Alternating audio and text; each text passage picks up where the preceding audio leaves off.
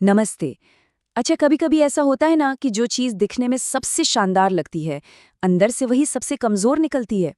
बिल्कुल। आज हम ऐसी ही एक जानी पहचानी कहानी में गोता लगाने वाले हैं। एक मोर और एक चींटी की कहानी। ये कहानी आपने शायद सुनी हो, पर इसमें छिपे घमंड, विनम्रता और असली ताकत के सबक को आज हम जरा नए तरीके से समझेंगे। तो चलिए शुरू किया जाए। तो कहानी शुरू करने से पहले चलिए एक सवाल पर सोचते हैं। क्या सच में सुंदरता ही सबसे बड़ी ताकत है? मतलब, क्या ब्यूटी ही सब कुछ है, या असली ताकत कुछ और ही होती है, कुछ ऐसी जो शायद पहली नजर में हमें दिखे ही ना? हमारी आज की कहानी ना इसी पहेली को सुलझाने वाली है।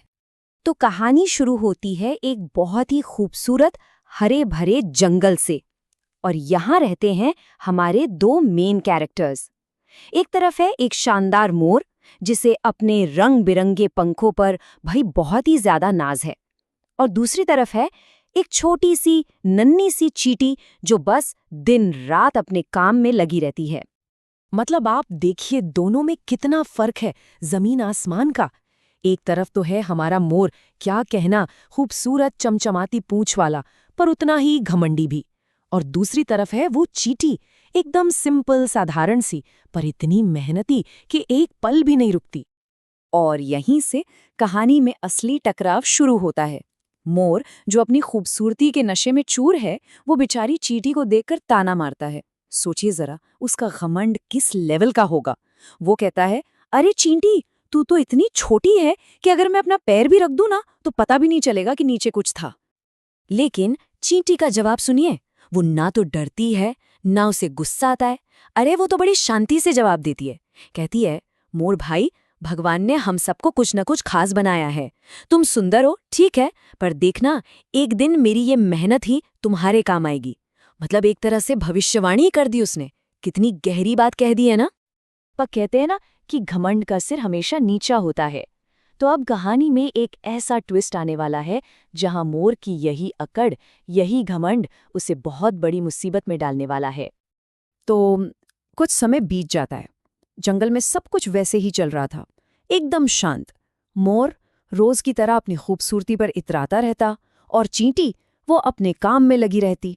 सब कुछ नॉर्मल था, ऐसा लग रहा था जैसे कुछ बदलने ही नहीं वाला।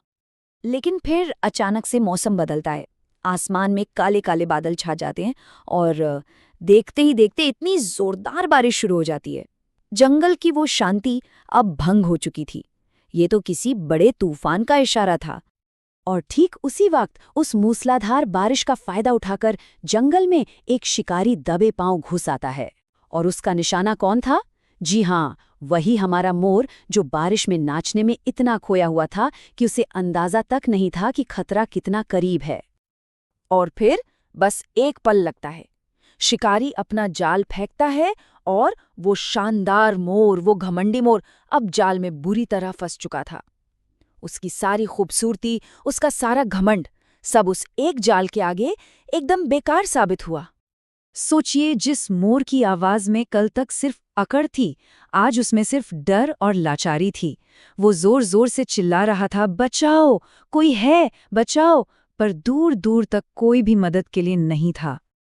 लेकिन ठीक उसी पल, जब लग रहा था कि अब तो सारी उम्मीदें खत्म हो गईं, कहानी में एक ऐसे हीरो की एंट्री होती है जिसके बारे में कोई सोच भी नहीं सकता था। देखते हैं, ये मदद आखिर आ कहां से रही है।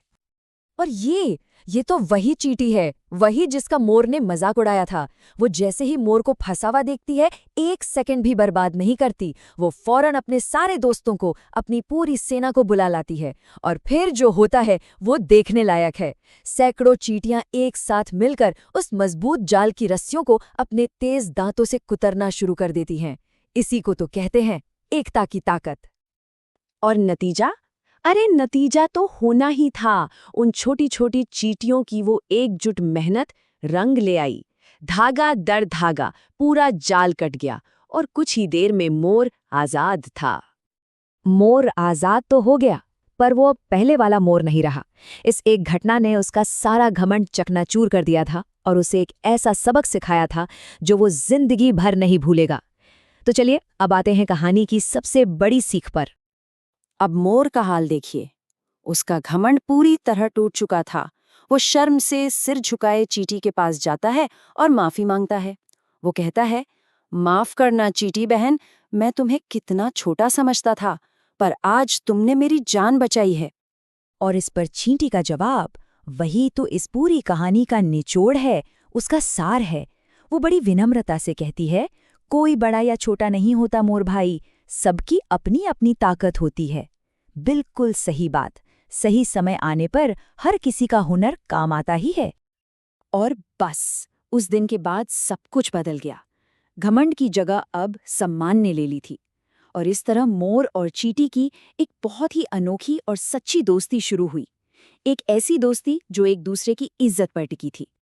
तो आखिर में इस पूरी कहानी से हमें क्या सीख मिलती है?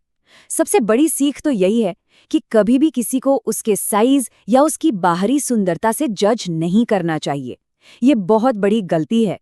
असली ताकत वो साइज या खूबसूरती में नहीं होती, वो तो उस खासियत में छिपी होती है जो हम सबके अंदर कहीं ना कहीं मौजूद है। और अब जाते जाते ये सवाल हम सबके लिए है। सोचिए, जैसे चींटी की ताकत उसकी मेहनत और उसकी एकता थी, वैसे ही हमारे अंदर वो कौन सी खासियत है, वो कौन सी स्पेशल क्वालिटी है जो सही वक्त आने पर हमारी सबसे बड़ी ताकत बन सकती है। इस पर जरूर सोचिएगा।